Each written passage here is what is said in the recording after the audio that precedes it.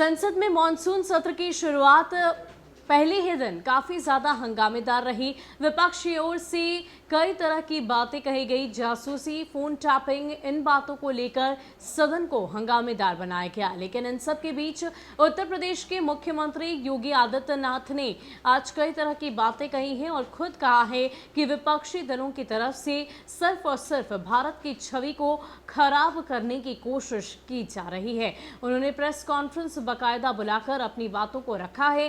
क्या कुछ कह रहे हैं योगी आदित्यनाथ, आपको सीधे लिए चलते हैं उनके ही पास। विपक्षी दलों के द्वारा देश के अंदर जिस प्रकार का वातावरण बनाने का प्रयास हो रहा है, यह विपक्ष के कुत्सित मंशा को उजागर करता है। जाकी रही भावना जैसी,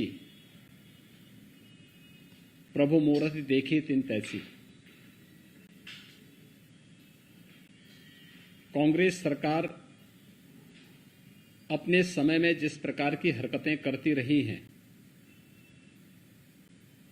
आज विपक्ष में रहकर के भी अपने उन्हीं मंसूबों के अनुरूप आगे बढ़ रही है।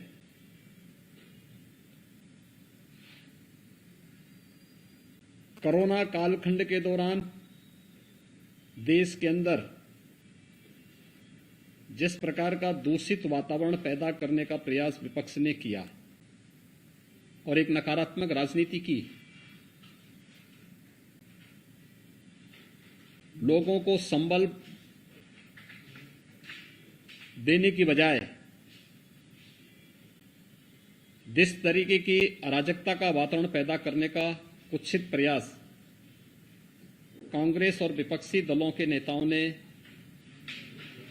सेकेंड वेव के दौरान किया था, दुर्भाग्य से जब एक साहसिक निर्णय देश के संसद सत्र को लेकर के किया जाता है और संसद सत्र प्रारंभ होने के ठीक एक दिन पहले इस प्रकार की एक सनसनीखेज चीजों को परोस करके समाज में एक विषाक्त वातावरण पैदा करने का जो कुत्सित प्रयास हो रहा है, राजनीति के घटते हुए गिरते हुए स्तर को प्रदर्शित करता है। विपक्ष पूरी तरह नकारात्मक भूमिका में के साथ में है और उन अंतर्राष्ट्रीय साजिशों का शिकार जाने अनजाने में हो रहा है, जो अंतर्राष्ट्रीय साजिश किसी न किसी रूप में भारत को अस्थिर करना चाहते हैं, भारत को किसी न किसी रूप में अस्त व्यस्त करना चाहते हैं।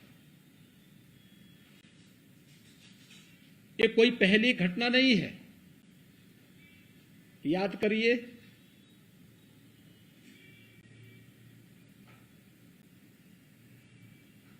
जो अभी कुछ वर्ष पहले 2020 में प्रारंभ में अमेरिका के राष्ट्रपति की भारत विजिट के दौरान उनके दिल्ली पहुंचने के साथ ही दिल्ली के अंदर हुआ भीषण दंगा क्या एक साजिश का हिस्सा नहीं था? तमाम विपक्षी दलों के लोगों की संलिप्तता उस दंगे के साथ जोड़ करके नहीं देखी गई थी।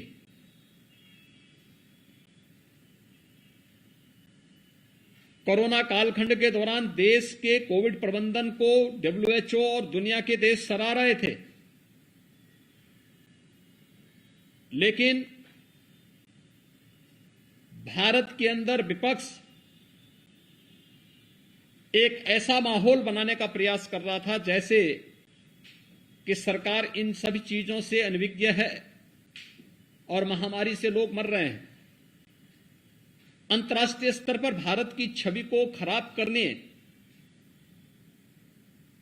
भारत को अस्थिर करने के लिए जिन मंसूबों के साथ विपक्ष कार्य कर रहा है, यह अत्यंत दुर्भाग्यपूर्ण है।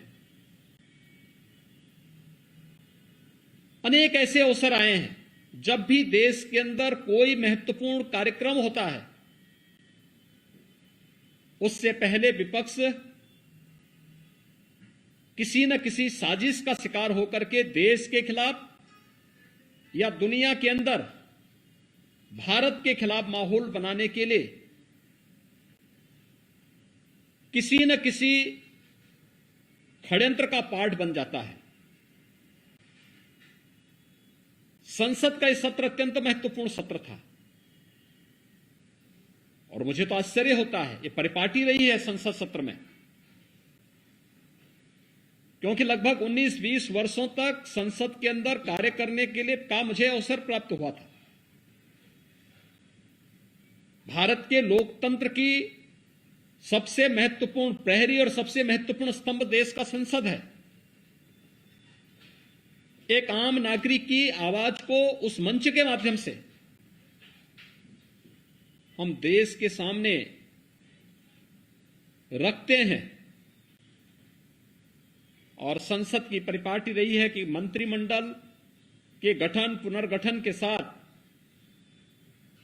माननीय प्रधानमंत्री के द्वारा नए मंत्रियों का परिचय संसद से कराया जाता है, संसद सदस्यों से कराया जाता है।